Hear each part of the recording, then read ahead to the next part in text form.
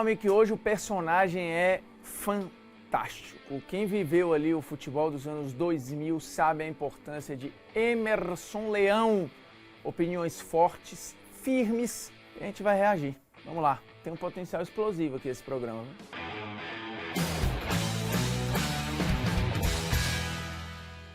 Seguinte, polêmicas react na área, agradecendo ao programa Abre Aspas, lá do GE, entrevista com Emerson Leão. Obviamente que aqui a gente pegou 3, 4 minutinhos da entrevista, alguns momentos bem importantes, mas se você quiser ver a entrevista completa, vá lá ao ge.com para assistir a ótima entrevista do Emerson Leão no Abre Aspas, tá? Que por sinal é um quadro fantástico que tem lá no GE, beleza?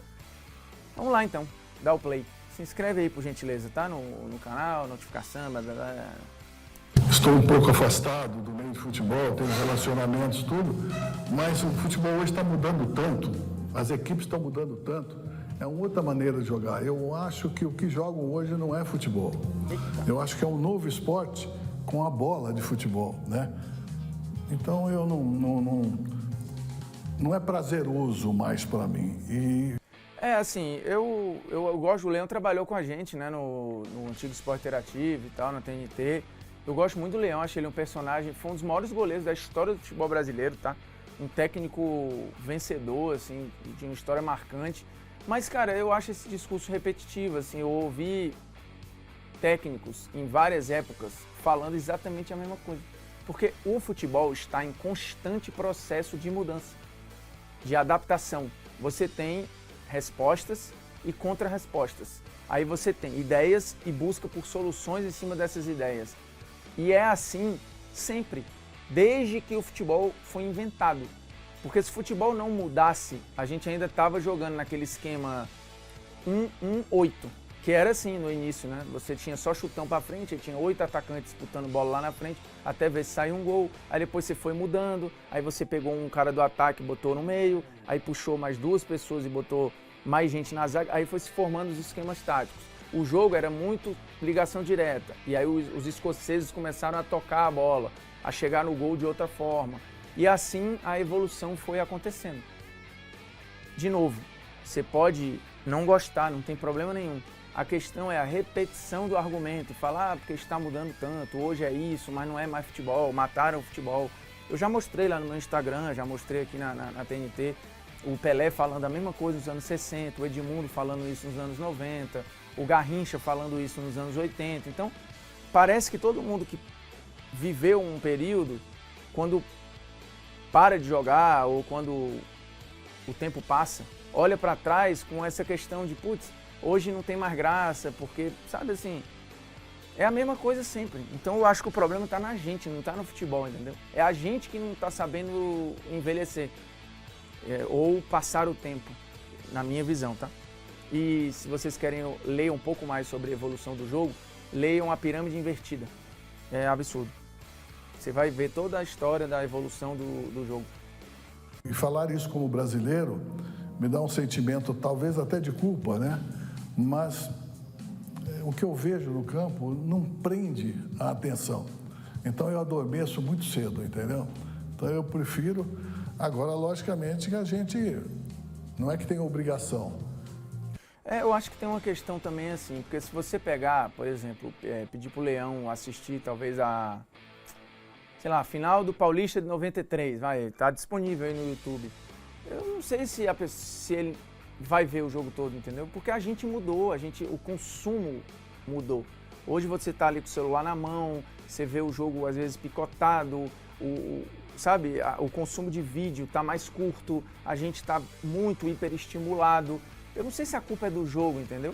A vida tá assim.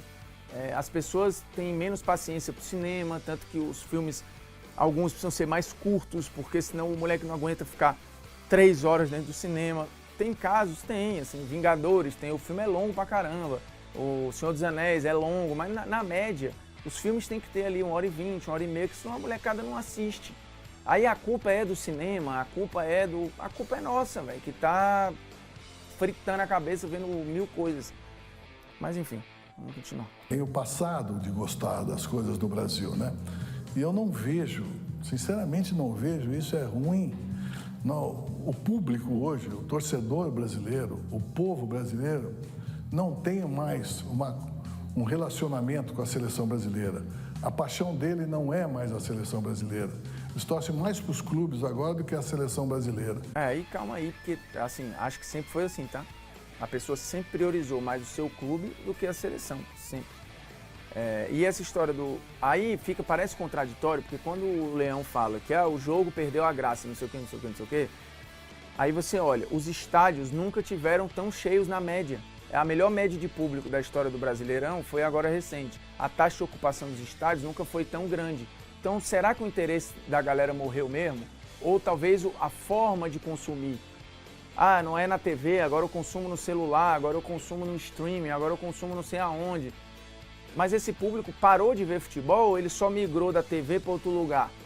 Para o estádio, para o streaming, para o celular? É preciso fazer um estudo mais amplo, porque eu acho que a resposta parece ser muito fácil e ela não é fácil. Isso eu não consigo entender. Então nós temos que mudar tudo, trazer pessoas com brilho próprio e com capacidade. Acho que o futebol virou muito comércio, deixou de ser esporte, deixou de ser cultura, deixou de ser lazer para ser negócio. Mas o Leão, ele jogou alguma vez de graça? Ele treinou algum time de graça? Desde quando criou-se o primeiro jogador profissional que o esporte passou a ser negócio? Não é não?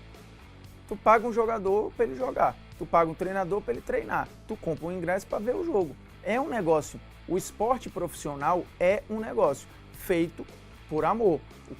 O moleque deseja jogar futebol por amor e também por uma mudança de vida e tal, mas todos querem a mesma coisa. Jogar e serem remunerados por isso. Eu acho meio... enfim. E na época do Leão, vários saíram para jogar fora. E não eram mercenários, eles simplesmente eram profissionais. O Zico saiu e foi jogar fora. O Raí saiu, foi jogar fora. O Júnior saiu, foi jogar fora. O Falcão foi jogar fora. O Rivelino depois foi jogar na Arábia. Uma galera foi jogar fora do Brasil. Então, assim... Agora, era uma época mais difícil de levar, porque a legislação era diferente, você tinha um limite de estrangeiro. Se não tivesse limite de estrangeiro, vários do Brasil tinham ido jogar fora também, pô. Então, hoje, só fazem negócio. Os clubes de coração de todos vocês estão sendo vendidos. Então, pera um pouquinho, desde criança, eu tenho um clube no coração. O cara vendeu o meu clube... Trocou a cor da camisa, Para quem que eu vou torcer? Para o dinheiro ou para o meu coração? Eu acho que tudo que tirou a essência do futebol, do torcedor, da maneira... Inclusive, vale lembrar que o Leão fala aí da história de porque o torcedor se distanciou da seleção e tal. Ele foi treinador do ciclo antes do Filipão em 2002. Cara, um jogo foi Brasil e Colômbia...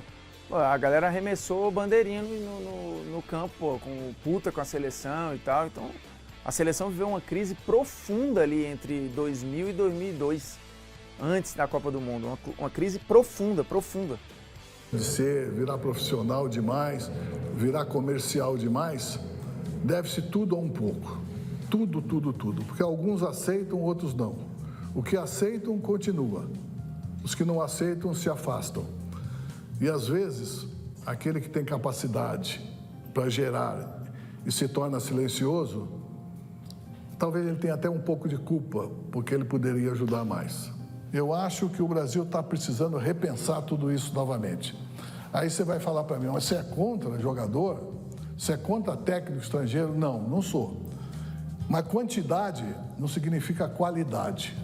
Também por exemplo, a quantidade de técnicos que tem aqui é um absurdo, estrangeiro. Eu posso falar porque eu fui técnico no estrangeiro também. Agora, eu não concordo com o técnico estrangeiro na seleção brasileira. Para mim, isso é o fim da falência, entendeu? Aí tudo bem, a opinião. Essa é a minha opinião.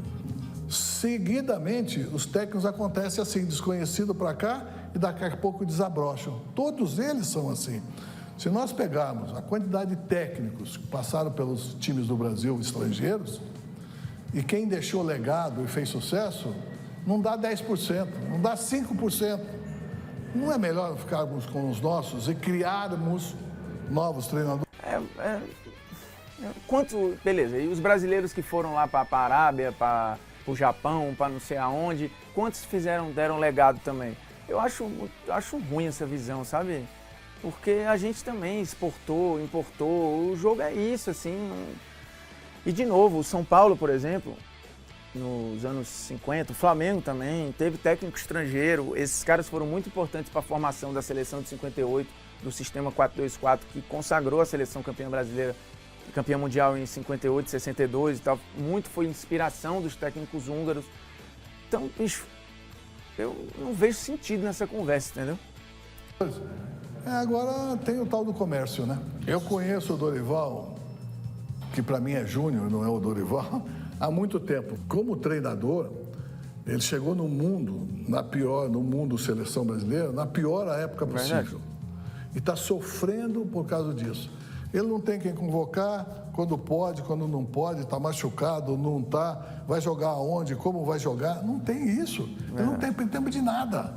Absolutamente nada. Conclusão, está sofrendo muito e vai continuar sofrendo. Agora, se você chega lá, fica 3 meses, sai, 5 meses, sai, é a mesma coisa que não chegar. Então, eu acho que tem que mudar o conceito de relação treinador, atleta, estrangeiro, brasileiro, para a seleção brasileira. Nós precisamos fazer, como em 70, uma corrente para frente novamente, né? E eu não vejo isso mesmo. Em 70, inclusive, mudou o técnico pouco antes da Copa, né? E acabou dando certo. A verdade, velho, é que não tem fórmula.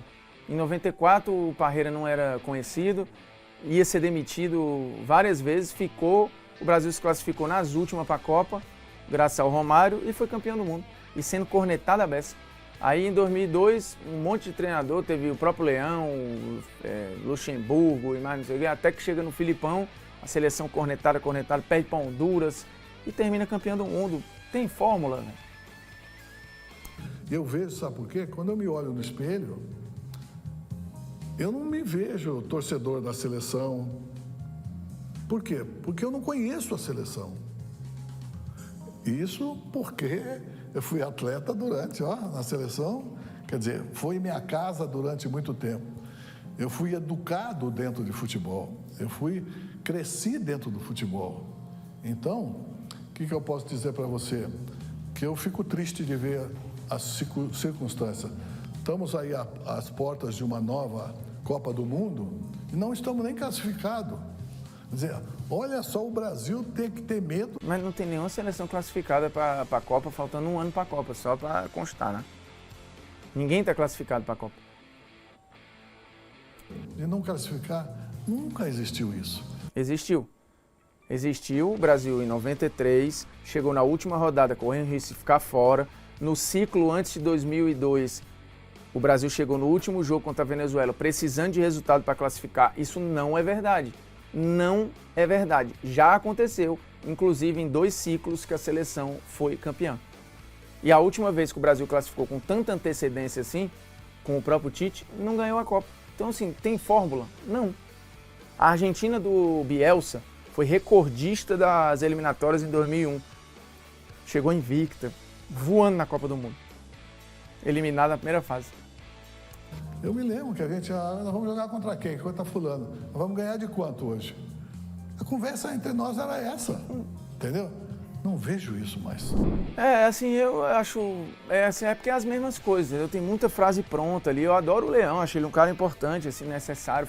Gosto do senso crítico do Leão. Mas as paradas aí, muitas coisas são frases prontas ali de um negócio que é repetido, às vezes sem muita reflexão, entendeu? Eu acho que tem coisas que ele fala que fazem sentido. Outras são apenas... a gente tá só replicando frase feita, então acho que não leva a lugar nenhum. Beleza? Assista a entrevista completa lá no GE, tá bom? Abre aspas. Fantástico.